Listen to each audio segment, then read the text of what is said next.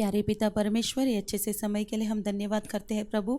आपने जिस प्रकार अब्राहम को परमेश्वर आपने आशीर्वाद की, वैसे ही जो भी लोग परमेश्वर आपके सम्मुख में आपके वचन सुनने के लिए आए हैं, सारे लोगों को परमेश्वर आज आप आशीर्वाद कीजिए। ऐसा आप करने वाले हैं, इसके लिए धन्यवाद करते हैं। यीशु मसीह के नाम से मांगते हैं पिता, आमीन। उत्पत्ति के किताब 20वां अध्याय।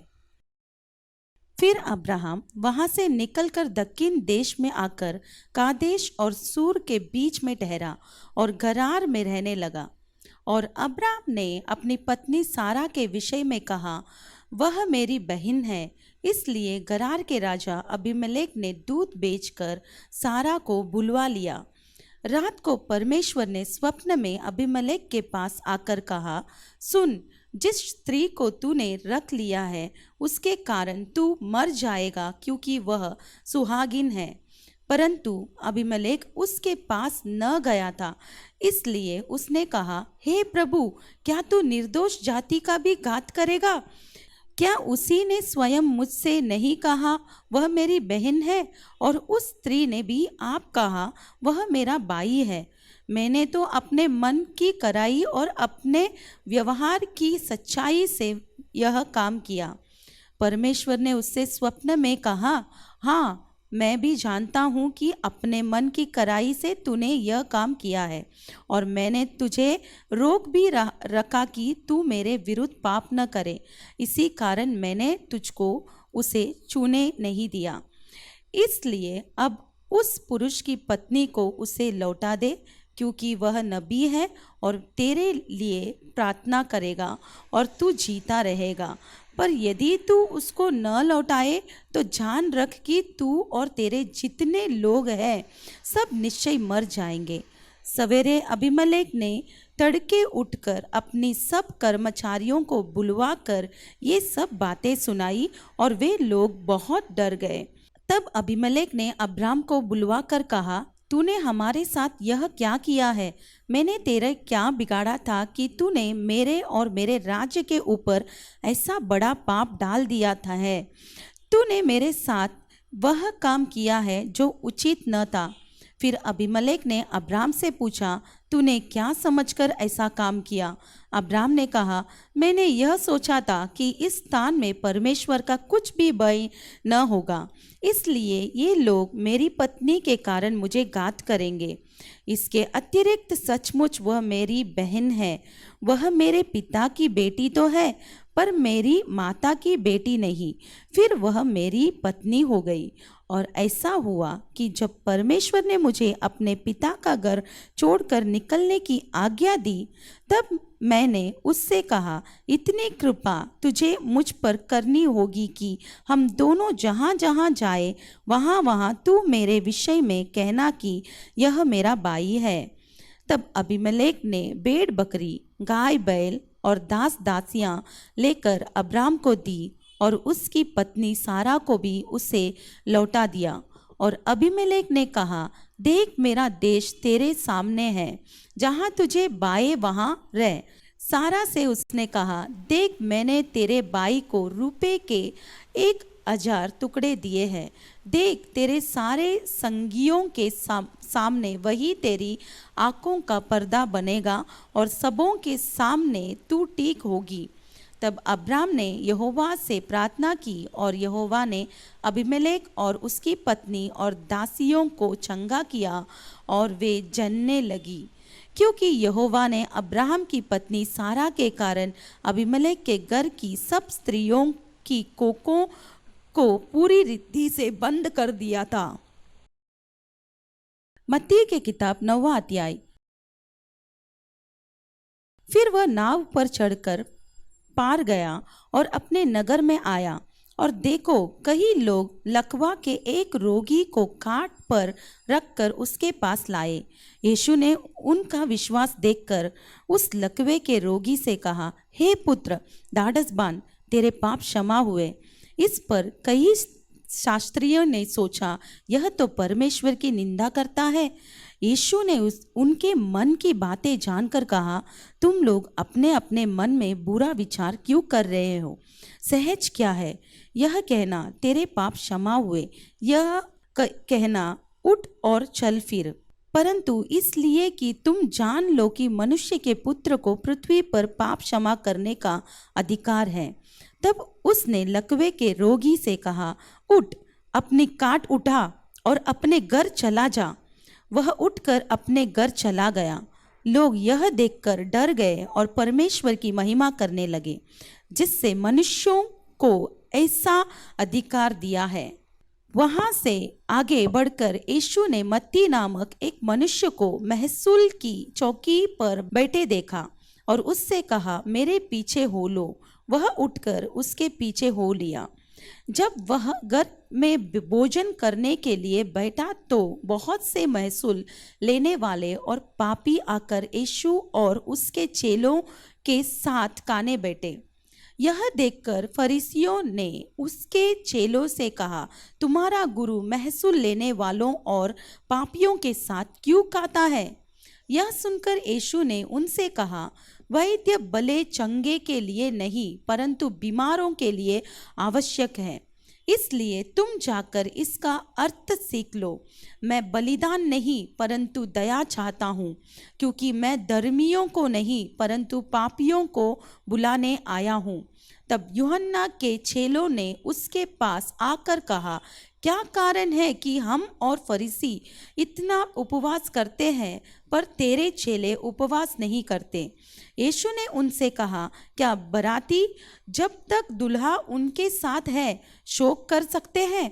पर वे दिन आएंगे जब दुल्हा उनसे अलग किया जाएगा, उस समय वे उपवास करेंगे।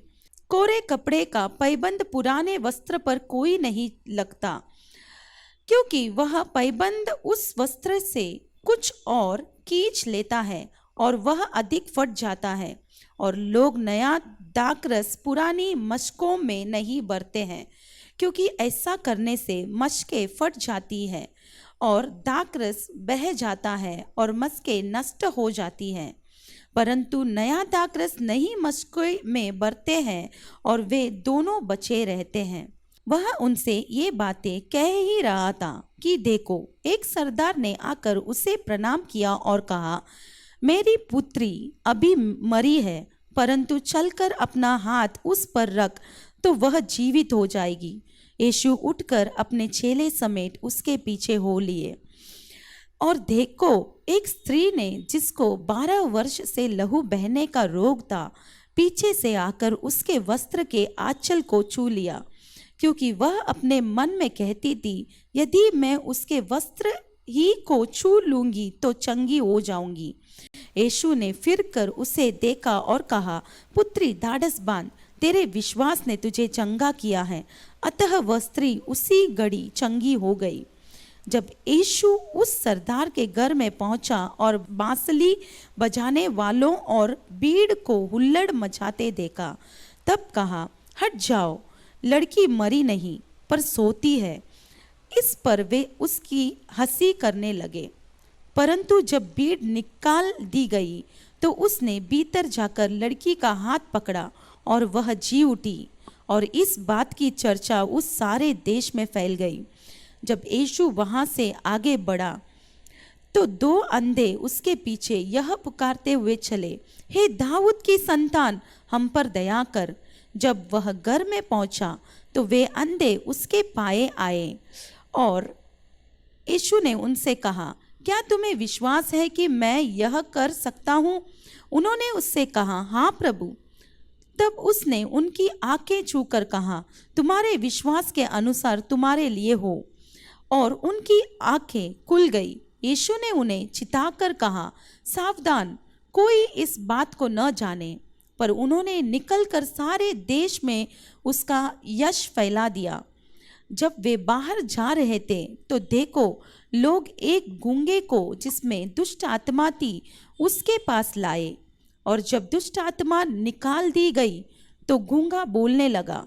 इस पर भीड़ ने अचंभा करके कहा, इज़राइल में ऐसा कभी नहीं देखा गया। परंतु फरीसियों ने कहा, यह तो दुष्ट आत्माओं के सरदार की सहायता से दुष्ट आत्माओं को निकालता है। यीशु सब नगरों और गांवों में फिरता रहा और उनके आराधनालयों में उपदेश करता और राज्य का सुसमाचार प्रचार करता और हर प्रकार की बीमारी और दुर्बलता को दूर करता रहा। जब उसने भीड़ को देखा तो उसको लोगों पर तरस आया, क्योंकि वे उन भेड़ों के समान जिनका कोई रखवाला न हो व्याकुल और भटके हुए से थे। तब उसने अपने चेलों से कहा, पके खेत तो बहुत है पर मजदूर थोड़े हैं, इसलिए खेत के स्वामी से विनती करो कि वह अपने खेत काटने के लिए मजदूर भेज दे। नीति वचन 9वां अध्याय। बुद्धि ने अपना घर बनाया और उसके सातों खंभे गड़े हुए हैं। उसने अपने पशु वध करके अपने दाख मधु में मसाला मिलाया है और अपनी मेज लगाई है। उसने अपनी सहेलियां सबको बुलाने के लिए भेजी है। वह नगर के ऊंचे स्थानों की चोटी पर पुकारती है।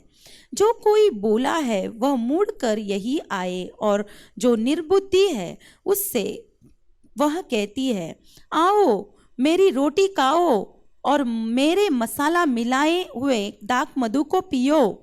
बोलो का संग छोड़ो और जीवित रहो, समझ के मार्ग में सीधे चलो। जो टट्टा करने वाले को शिक्षा देता है वह अपमानित होता है, और जो दुष्ट जन को डांटता है वह कलंकित होता है। टट्टा करने वालों को न डांट, ऐसा न हो कि वह तुझे से बैर रखे। बुद्धिमान को डांट, वह तो तुझ से प्रेम रखेगा। बुद्धिमान को शिक्षा दे, वह अधिक बुद्धिमान होगा। धर्मी को चिता दे, वह अपनी विद्या बढ़ाएगा। यहोवा का भय मानना बुद्धि का आरंभ है, और परम पवित्र ईश्वर को जानना ही समझ है।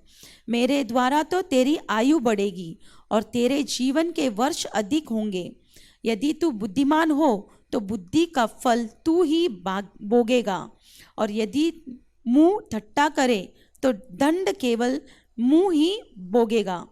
मूर्खता रूपी स्त्री बकबक करने वाली है, वह तो बोली है और कुछ नहीं जानती। वह अपने घर के द्वार में और नगर के ऊंचे स्थानों में अपनी आसन पर बैठी हुई।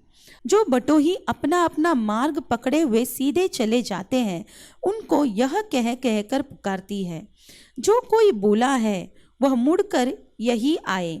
जो निर्बुद्धि है उससे वह कहती है, चोरी का पानी मीठा होता है और लुके छिपे की रोटी अच्छी होती है। वह यह नहीं जानता है कि वहाँ मरे हुए पड़े हैं, और उस स्त्री के नेवतहारी अधलोक के निचले स्थानों में पहुंचे हैं।